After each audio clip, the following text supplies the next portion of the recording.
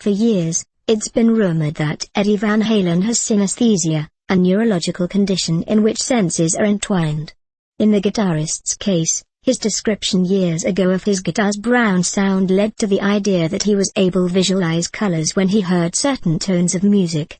When asked about it during an interview with writer Chuck Klosterman for Billboard's latest cover story on the legendary guitarist, Van Halen spoke about the statement that inadvertently spawned a long-standing misnomer that's been misapplied for almost 40 years.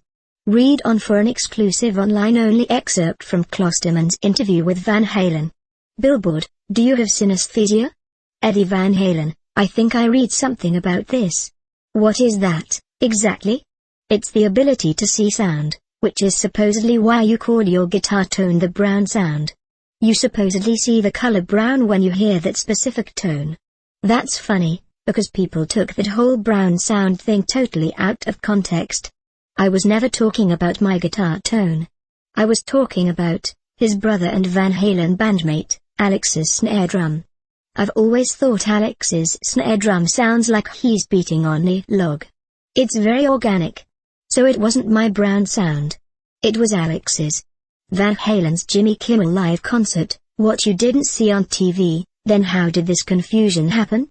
It happened years ago. People would ask me about his drumming, and the only way I could explain it was that it had a very brown sound. I'm glad you brought this up, actually, so people can finally understand what I was talking about.